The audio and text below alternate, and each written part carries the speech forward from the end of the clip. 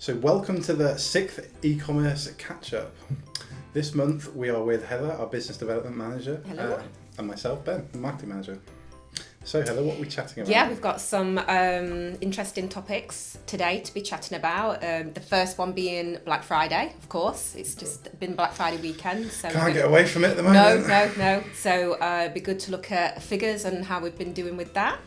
Also, we're talking about Nike cutting ties with Amazon, which is quite a big move for them. And we're also going to look at Instagram's new feature. So we'll look at that later on too.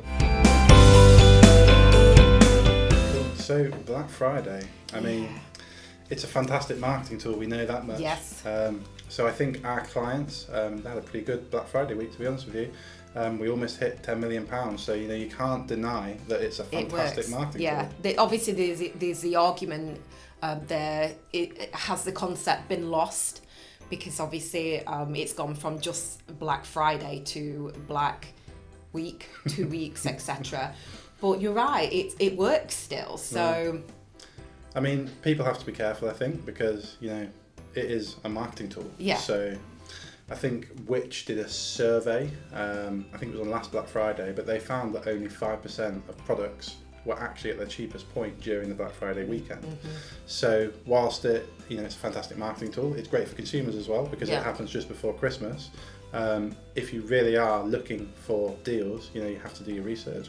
You have to make sure that you track the product over time and you're not just buying it on impulse. Yeah, exactly that. To be honest, I have bought a product on Black Friday, which I have monitored from the start of the year that I considered buying at full price. And I've tracked it, and I did purchase it on Black Friday, so I was one of them in the shops. But that's the good way to do it. Yes. You want something, you're not kind of impulse purchasing it, you're tracking it, and you're making sure you're getting the best deal. Yeah. And I think from a consumer's perspective, that's what people need to do. I think Black Friday has turned into something which is almost impulse buying. I know I myself, certainly have done that before. You've got on, you've gone, oh, there's a deal. I bought it and not particularly made use of the product. Did you do that this weekend? No, I've been quite good this Black Friday. Okay. I didn't buy anything. Last Black Friday though, I've still learned your lesson. I've still got one product that I've not used from last Black Friday. I've definitely learned my lesson. So moving on then, Nike have cut ties with Amazon. Now, obviously, they are quite new to joining up with them. It was only 2017 that they partnered up with them. What do you think the reasons are for them suddenly cutting ties? Well, Nike and Amazon are a very interesting combination. Now, Nike are very different to the majority of consumers, to the majority of retailers, and that's because they're massive and they've got an absolutely huge market penetration already. So, whereas small retailers, Amazon and eBay and the other marketplaces can almost be a be-all and end-all for them. It can make their year or break their year. However, Nike never really needed the additional penetration that Amazon gives because they've got such a large customer base already. So I think Nike didn't really even look at starting on Amazon until it was about 2017, I think. Yeah. Now, the reason they did it is very different to most retailers. So they had the issue where they had an awful lot of counterfeit products being sold on Amazon. And the reason they joined up initially was purely to try and counter the counterfeiters. They wanted to beat them at their own game, essentially, and grab the revenue stream. But it wasn't necessarily about revenue for them. It was about their product. Yeah. It was about, not having fake shoes out in the market. Yeah. So it was a very different reason that they joined Amazon to begin with, and unfortunately, by what's happened, it sounds like they've not been particularly successful. So I think due to the reason of them signing up so late, a lot of their the counterfeiters had pretty historic Amazon accounts. They had a lot of orders. They're spending a lot of money on the paid side of things, and they outranked Nike. Yeah. So Nike just couldn't. Hard to track them as well, exactly, isn't it? Because if one account closes, then they just open another one. Yeah, and that's the problem. Retailers, they have a level playing field, whereas the counterfeiters, they're underhand. At the end of the day, what they're doing is illegal, so they have no qualms about crossing boundaries, and they certainly do that to keep themselves in a good place on Amazon. So it's interesting. I mean, the fact that they've lost them is obviously, it's probably bad for consumers because we're going to be more likely to be purchasing counterfeit products from there now.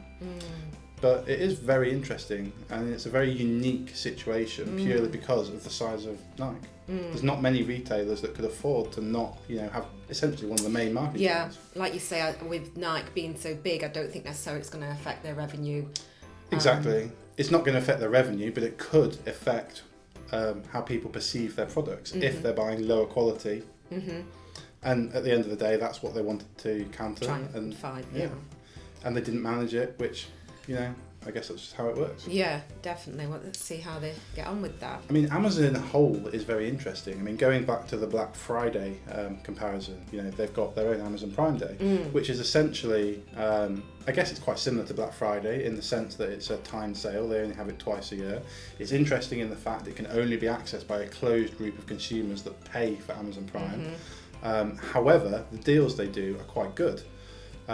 It may not be, the cheapest point of the year, but for the products that Amazon sell, which tend to be just, literally everything, they literally sell everything under the sun, you can go on there and you can find a deal. Yeah, so, and you can track as well throughout the year what the price has been, so it's easier for a customer to sort of see whether they are getting a genuine bargain. Sure, it's a very good feature of Amazon that you can track, products priced throughout the year.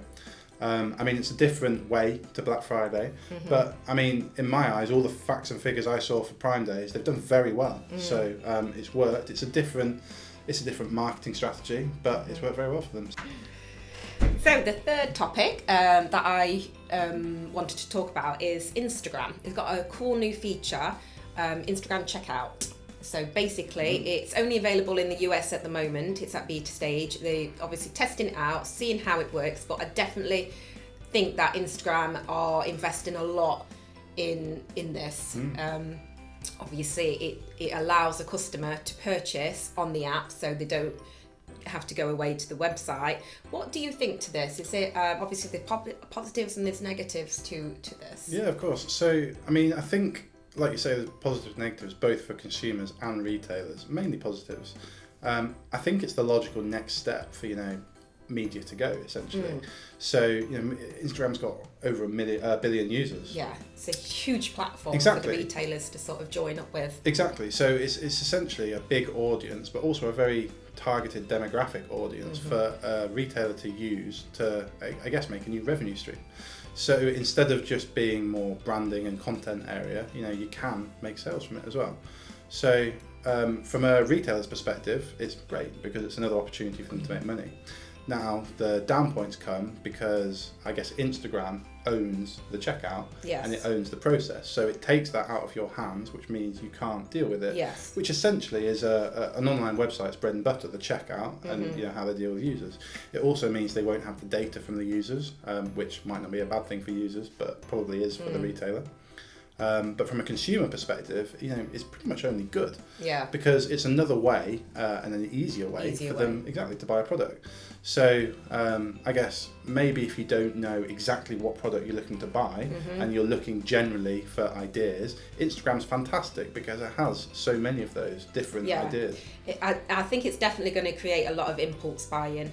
Obviously, as we know, social media is just huge and it's only just going to grow, and so it just allows that impulse buyer to purchase so much easier. So I think, it's definitely going to be the way forward. Yeah, and like you say, it's in its first stages at the moment. You can only purchase one product, but down the line, I'm absolutely positive that you're going to be able to purchase whatever you want. Yeah, exactly. I think Instagram are looking at investing a lot into sort of joining up with these retailers, making the customer experience better, being able to, like you say, at the moment they can only purchase one. But they're looking at multi-cart and even from different retailers as well. So it's going to take quite a bit of logic. It's an interesting point you hit on there, because at the moment, from a consumer perspective, there are a few websites that you can purchase an awful lot of products on, such as Amazon that we've talked about. Yes. Now, most websites, obviously you can only order that web retailer's product. So the fact that down the line we may have a system where you can purchase from many different websites in one basket is really interesting. Again, from a consumer perspective, it can only be a good thing because you can go on, you can do your shop in one area, and that's that.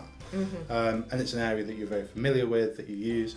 And again, from my perspective, it will allow you to do a lot more research, because on Instagram, you can see what a product looks like in different environments. So you might just be looking at, I don't know, a living room and go, oh wow, that sofa or that stereo or light or whatever it is, they look amazing. That would look great in my room. So it helps from the inspirational side of things.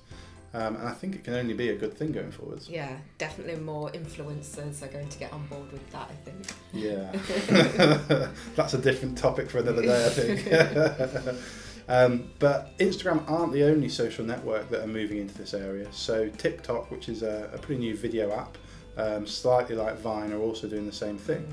Now, I guess it differs slightly because you might not be able to do quite so much research, but again, it's an area where you can see a product in a video, go, wow, I really like that, and then go through and buy it purely from that medium.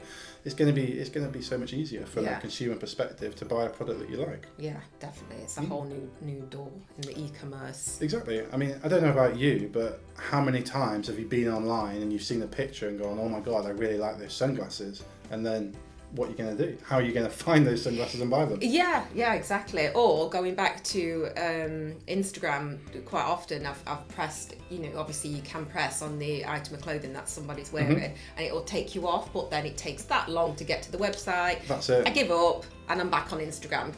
But if it was available for me to purchase on Instagram, I would have done it. Exactly. So, it just makes it that much easier, doesn't it? Yeah, exactly. So that's everything for this e-commerce catch-up. So thank you for joining us, and we hope to see you next month. Just so you know, we have a special guest with us next month as well from one of our clients. So please tune into that because it's going to be really, really good. Sure. So if you have any insight on any of the topics we've covered today, make sure you comment below. If you like the video, make sure you like the video, and we'll see you next month. Yeah, see you later. Thank you.